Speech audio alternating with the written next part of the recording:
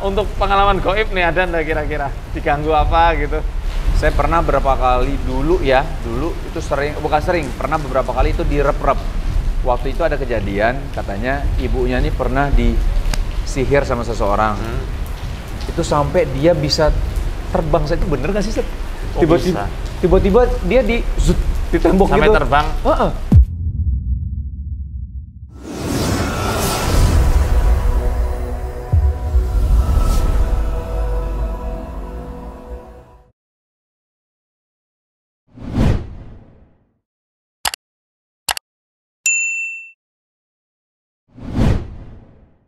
Bismillahirrahmanirrahim. Assalamualaikum warahmatullahi wabarakatuh. Waalaikumsalam warahmatullahi wabarakatuh. Sobat MFW yang dirahmati Allah Ta'ala, pada kesempatan malam hari ini alhamdulillah kami berkesempatan untuk bersilaturahim dengan Kakanda, Masya Allah, Mas Tengku Wisnu Hafizahullah Ta'ala, Masya Allah, di Jakarta. Qadarullah kami lagi jalan-jalan di Jakarta ya. Alhamdulillah bisa ketemu beliau. Assalamualaikum Mas, sehat ya? Waalaikumsalam warahmatullahi wabarakatuh. Ya, Zat. Mas, Ya. sebelumnya pernah dengar enggak ruqyah itu apa? Dan menurut Mas ruqyah itu bagaimana sih? Ruqyah, Yang Mas tahu itu. metode sih, kalau yang saya tahu ya, Zat ya.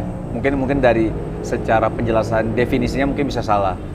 Metode penyembuhan yang memang disyariatkan di dalam Islam, kayak gitu, Zat. Nah, selama ini kan orang-orang memandang kalau dengar kata Oh ruqyah. iya, maksudnya pandangan, Ya, pandangan orang awam ya itu. soal Nah, ruqyah. Ruqyah biasanya berhubungan sama dunia jin. Dalam arti ketika ada kerasukan, Santet gitu ya? itu ruqyah. Jadi kalau udah ngomongin ruqyah, biasanya emang dia kemasukan. Nah, gitu langsung kayak gitu. Jadi kalau misalnya ngomong ruqyah rata-rata langsung arahnya emang kemasukan ya? Emang disihir ya? Emang kena santet ya? Nah, biasanya arahnya ke situ, Ustaz. ini memang apa? Banyak orang-orang yang nyangka ruqyah itu cuma untuk kesurupan dan sihir gitu ya. Iya, iya. Padahal yang apa namanya? Ruqyah itu bisa dilakukan untuk penyakit-penyakit fisik dan metafisik. Medis maupun non medis. Mas pernah punya pengalaman enggak, Mas, bacain ayat Quran kemudian pas lagi sakit nih ya. Pas lagi sakit bacain ayat Quran, diminum sendiri atau mungkin dipegang bagian tubuh yang lagi sakit terus habis itu membaik? Kalau secara itu kalau itu belum, Ustaz. Tapi waktu itu saya nggak tahu ini hadis apa ayat ya yang baca Al-Quran. Kalau Al-Quran itu merupakan obat gitu, Ustaz. Nah, obat apa menyembuhkan atau gimana gitu, Ustaz? Penawar penyembuhan juga. Nah, jadi saya pernah waktu itu lagi lemes, demam, waktu itu lagi di Lombok tuh. Lemes, demam dan lagi ada mau acara. Nah, itu saya baca terus Quran tuh, baca Quran aja, saya fokus aja ke situ. Nah, cuman memang semacam ada kekuatan untuk hadirin itu acara gitu ya. Walaupun memang rasa lemesnya belum bisa hilang pada saat itu gitu loh. Demamnya lumayan tinggi. Tapi kalau misal untuk secara spesifik kayak misal pusing atau apa, memang saya nggak tahu cara ruqyah yang seperti apa ya, Ustaz ya. Paling ya kalau misalnya pusing ya saya pegang, mungkin nanti sambil istighfar astagfirullah gitu. Atau saya juga kadang-kadang kalau sama istri, kalau misal ada apa-apa ucapin astagfirullah, istighfar. Masya Allah. Lebih ke situ aja sih sebenarnya. Tapi kan nggak tahu kan doanya seperti apa, ataukah memang yang saya tahu yang Ustaz pernah sampaikan juga ya, baca kalau sakit sesuatu baca qul ya ayyuhal kafirun gitu ya, terus baca Al-Fatihah atau doa-doa yang lain. Ya, Masya Allah, itu padahal cara yang dilakukan sama Mas Wisnu udah betul. Oh gitu? Nah, misal istighfar aja? Iya, istighfar itu bisa untuk meruqyah, Mas. Oh gitu. Bahkan kalau dalam surat Al-A'raf Allah jelaskan innalladzina taqaw, sesungguhnya orang-orang yang bertakwa idza massahum ta'ifum minasyaiton tadzakkaru fa idhum mubsirun. Orang yang bertakwa itu kalau lagi diganggu sama setan. Ini kalau konteksnya gangguan setan gitu ya. Yeah. Dia akan pertama kali yang akan dia lakukan adalah dengan mengingat dulu. Habis itu dia mubsir kalau menurut saya Abdurrahman As-Sa'di dalam kitab tafsirnya ya melihat kira-kira dari kesalahan apa, dari celah mana setan itu bisa masuk. Oke. Nah, mengevaluasi ini kan kalau bahasa kita ya dengan istighfar. Oh. Dan kata Nabi SAW, man aktsarul istighfaro, barang siapa yang memperbanyak istighfar, ja'alallahu lahu min kulli hammin farajan. Akan Allah jadikan di setiap kegelisahan dan kegundahan itu ada solusi. Wa min kulli dhayqin makhrajan, di setiap kesempitan ada jalan keluar. Wa razaqahu min haitsu la yahtasib. Dan Allah akan memberikan rezeki dari arah yang nggak disangka. Hujan. Pindah Sombong di depan.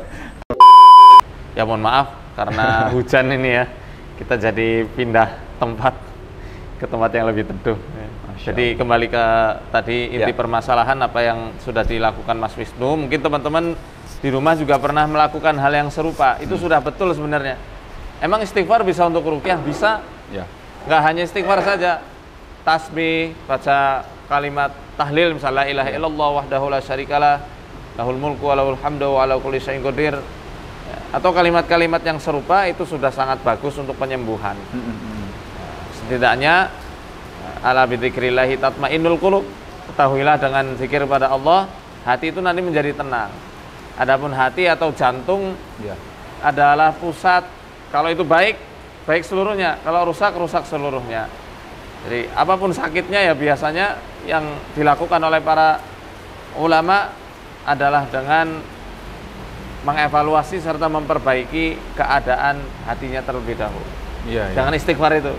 Kalau istighfar tuh saya surat apa ya tadi saya pernah baca tuh, surat Nuh, surat Nuh, surat Hud.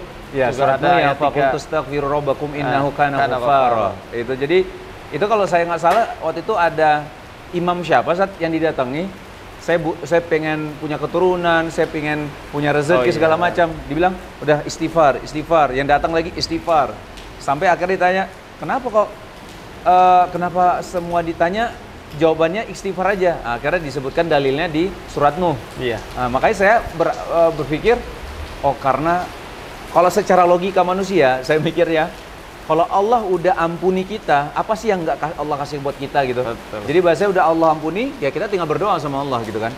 Saya mikirnya tadi kayak gitu.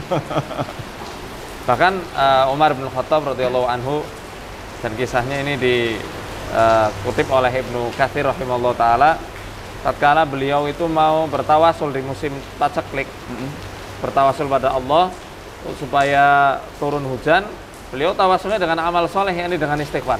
Oh, amal soleh istighfar? Ya, istighfar jelas amal soleh. Oh, Masya Allah. Kan yursilis sama alaikum midrara. Iya, benar. Diturunkan hujan dari langit. Wa yumditkum bi amwali wa banin. Nah, ini kan yang masih susah untuk punya keturunan. Nah, bisa dengan memperbanyak istighfar. Yang susah rezekinya bisa dengan memperbanyak istighfar. Nah, ini pengalaman yang sangat menarik ya. Ya, mungkin teman-teman masih bingung, saya belum hafal doa-doa ruqyah panjang-panjang ayat-ayatnya. Cukup dengan istighfar. Bisa dengan beristighfar, kemudian ditambah tadi surat Al-Fatihah yang dilakukan oleh Mas Wisnu. Nah, ini tentang perkara ruqyah nih. Ternyata ada pengalaman-pengalaman ya Mas, Masya Allah. Ada. Untuk pengalaman gaib nih ada nggak kira-kira? Diganggu apa gitu? Makanya ini saya tanya soal rep-rep. Iya, rep-repan. Rep-rep itu apakah gangguan jin atau tidak? Kalau misalnya memang gangguan jin, berarti saya pernah nih. Saya pernah beberapa kali dulu itu pernah beberapa kali itu direp-rep. Ayah saya juga pernah direp-rep juga. Beliau sampai sesak kalau beliau. Kalau saya direp-repnya kondisinya memang nggak mengenakan kan, kita nggak bisa ngapa-ngapain, tapi ngerasa kayak sadar, tapi nggak bisa bangun gitu kan. Nah, kalau ayah saya ngerasa dicekek. Jadi bahasanya tuh direp-repnya tuh, ya ayah saya cerita sama saya, papa tuh kayak nggak bisa nafas gitu, sesek, nah kayak dicekek, makanya jadi waktu itu agak takut ayah waktu itu. Kejadiannya sih seperti itu sih Sat. Jadi bagian dari ya kalau misal dibilang gangguan jin ya, kalau itu salah satu yang termasuk itu alami gitu, orang saya alami. Cuma saya pengen tanya sama Ustadz nih, maksudnya selain ini ya Sat ya, nanti tentang rep-rep, teman saya pernah bilang waktu itu ada kejadian, katanya ibunya ini pernah disihir sama seseorang. Itu sampai dia bisa terbang. Itu bener gak sih Sat? Tiba-tiba dia di tembok sampai gitu. Terbang. Itu di Aceh ya? Enggak di Aceh. Di mana? Dia orang Jakarta. Dia orang Jakarta gitu. Jadi kena sihir, dibilang, iya nu, nyokap gue tuh sampai ketawa apa gitu, terus dibilang terbang ke atas kayak nempel di atas gitu. Ah yang bener gitu. Itu betul ada. Kata dia, makanya Ya, saya bilang, maksudnya saya nggak paham tuh. Saya pernah nangannya sendiri, Mas. Oh serius Ya, itu sampai kayak Spider-Man, nemplok di tembok gitu. Bener-bener nempel gini? Iya. Aduh. Sebenarnya mungkin nggak nempel ya, nggak nerayap kayak cicak nggak. Tapi tembok ini kan biasanya ada sisi-sisinya tuh. Iya. Dia pegangan di situ. Oh. Ya orang normal susah sih. Iya. Itu karena dibantu sama lagi dalam kondisi kerasukan ya akhirnya nempel di situ mudah sekali. Aduh. Jadi kayak laba-laba itu. Iya, kayak laba-laba. Memang bisa seperti itu, Mas. Sampai terbang, loncatannya tinggi banget ya, bisa karena ketika jin itu merasuk secara otomatis energi dari manusianya itu dipinjami energi lain. Akhirnya ketika sadar jatah energi dia lepas, hilang total, ya. Maksudnya lemas banget gitu ya. Jinnya juga lepas. Akhirnya ya biasanya orang setelah kerasukan dia akan lemah banget badannya. Makanya dalam ruqyah ini sebisa mungkin sih jangan sampai ada proses kesurupan. Jangan kalau sampai bisa, okay. Ya. Walaupun di konten-konten kami sering juga yang kesurupan. Itu pun karena ada beberapa faktor-faktor yang kita sudah usahakan, kita ikhtiarkan supaya tidak kesurupan, dia tetap kesurupan. Tapi memang berarti ada yang kalau misalnya di ruqyah belum tentu kesurupan kan Zat? Dan belum tentu muntah kan? Belum. Mau nyoba? Ya nggak usah deh. Mau nyoba. Siapa tahu mau nyoba. Rasanya enak kok tapi itu. Relax, gitu ya? ayam. Gitu ya? Ayam itu apa ya? Lega. Oh lega ya? Kita kemarin coba ke Mas Aryo. Oh gitu? Nggak ada kesurupan sama sekali. Nggak ada ya? Apa yang dirasain Mas Muntah Aryo? pun enggak, ngantuk beliau. Oh ngantuk? Ngantuk. Mungkin udah malam kali Zat? Enggak, waktu itu kita masih sore. Oh masih sore? Masih sore. Setelah ada asar waktu itu. Oh gitu? Sampai nggak bisa ketahan. Ya, itu justru reaksi bagus, Mas. Iya, iya. Karena kalau dalam Al-Quran surat Az-Zumar, ya, ketika hati itu bergetar dibacakan ayat-ayat Quran, tsumma talinu juluduhum wa qulubuhum ila dzikrillah, akan jadi tenang kulit dan hati karena mengingat Allah. Dengan Al-Quran itu tentu ingat Allah Ta'ala. Iya. Itu efek yang kami tunggu-tunggu malah. Yang tenang itu saja? Efek ketenangan. Berarti berhasil hormon endorfinnya itu keluar, terangsang dengan bacaan Quran yang kita baca. Kalau kerasukan, perugiannya capek. Iya sih. Apalagi orang yang diruqyah kasihan. Saya pernah ngalamin itu Zat. Kesurupan? Bukan saya. Jadi waktu itu ruqyah massal. Ruqyah massal, terus ada yang kesurupan. Berapa orang tuh? Ada 5 apa 6 ya, perempuan. 1 cowok. Terus kan kita sama panitia diangkat kan ke ruangan agar ditangani sama ustadz gitu. Oh iya. Terus ustadznya udah mau ini dibacain, kan masih dalam kondisi yang setengah-setengah gitu kan. Setengah antara sadar atau tidak, tiba-tiba ustadznya, Mas Wisnu mohon maaf saya masih ada acara lagi. Aduh Ustadz ini gimana? Ini gimana masa ditinggalin gitu? Ya mohon maaf, tadi saya udah bacain. Oh iya dah Ustadz. Waktu Ustadznya keluar, terus dia ngeliat gini. Iya. Ngeliat kayak ini sambil senyum gitu kan langsung, ya gimana nih harus apa? Terus diapain itu? Tapi akhirnya ya ada orang anak kampus di situ yang, Kak sini Kak biar saya Kak gitu. Bismillahirrahmanirrahim. Wah dia repot banget, seksi repot lah dia. Wah digini-gini Bismillahirrahmanirrahim. Kasih wudhu lagi apa segala macam gitu. Itu pengalaman yang luar biasa. Berarti ketika misalkan andaikan misal saya undang Ustadz ada ruqyah massal, saya harus pastikan bahwa Ustadz setelah itu tidak ada acara lagi. Karena saya tidak mau ditinggali lagi. Kalau saya habis itu saya tinggal, aduh susah. Separohnya kesurupan repot itu. Iya makanya. Dan itu wah itu teriak-teriak ngeriset. Oh teriak-teriak gitu. Aduh saya sampai wanita ya. Wanita. Wanita rata-rata. Cowoknya cuma 1. Yang lainnya cewek semua. Kenapa saya cewek paling Karena gampang? cewek kan Allah berikan kelebihan di perasaannya. Hah? Kenapa tuh? Kalau laki-laki diberikan kelebihan di logikanya. Ya, perasaan kurang. Cewek lebih mengedepankan perasaan, logika kadang seringnya di bawah laki-laki. Oh, jadi ya gampang kesurupan kalau main perasaan gitu ya, Zat? Jelas.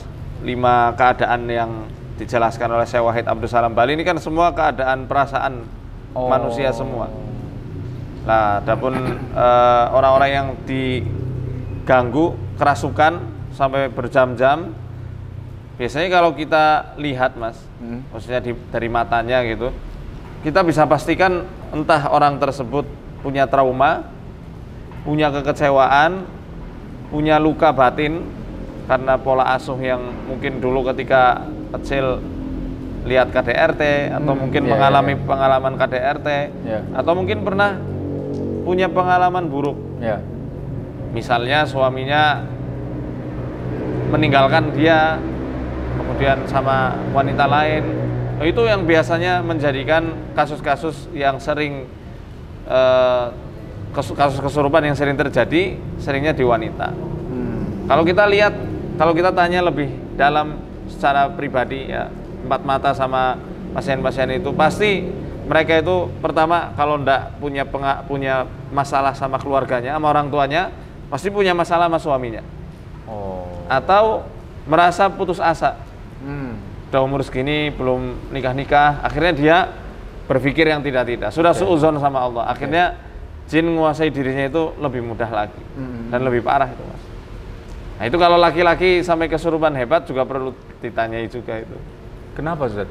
Kalau kan maksudnya laki-laki lebih susah untuk kesurupan Ustaz ya? Justru laki-laki kalau sudah sampai kesurupannya parah berarti masalah yang menimpa itu sudah sangat ada ruwet banget kayaknya ya. Nah, udah terakumulasi itu. Waduh. Biasanya.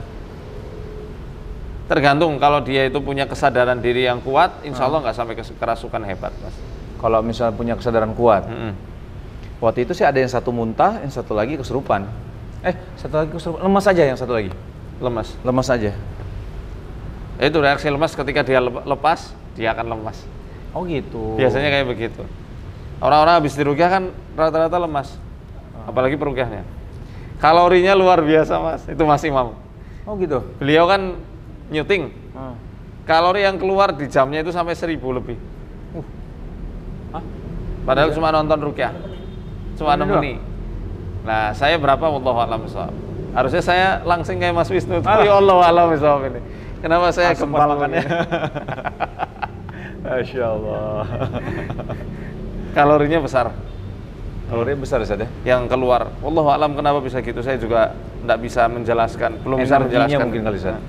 Energi yang dikeluarin. Karena kan kalori berhubungan sama energi kan? Gesekan juga antara kita dengan mereka, dimensi mereka itu kan juga pengaruh banget. Oh gitu. Ya habis ruqyah biasanya kita mandi. Kalau mandi efeknya bisa ke anak, bisa ke istri. Oh gitu? Oh serius? Iya. Makanya kalau habis ruqyah kita mandi, gosok badannya. Oh gitu. Harus rajin mandi. Harus rajin mandi. Sekarang sih masa pandemi sih rajin mandi sih. Rajin cuci tangan ya. Rajin cuci tangan, rajin mandi. Ya ada hikmahnya lah. Masya Allah. Siap. Jazakallahu khairan Mas Wisnu. Sharingnya luar biasa ya. Semoga Allah senantiasa menjaga antum dan keluarga. Terima kasih Ustaz. Semoga teman-teman juga bisa mengambil faedah dari pengalaman-pengalaman yang disampaikan oleh Mas Wisnu. Ingat, intinya ruqyah itu nggak harus kesurupan dan ruqyah itu mudah banget kok. Dengan istighfar, dengan baca tasbih, baca Fatihah, surat-surat yang mudah kita baca itu sangat bisa memberikan pengaruh dari Allah Ta'ala, memberikan pengaruh yang dahsyat bagi kesehatan kita. Terima kasih. Arsadani Allah wa iyyakum. Assalamualaikum warahmatullahi wabarakatuh. Waalaikumsalam.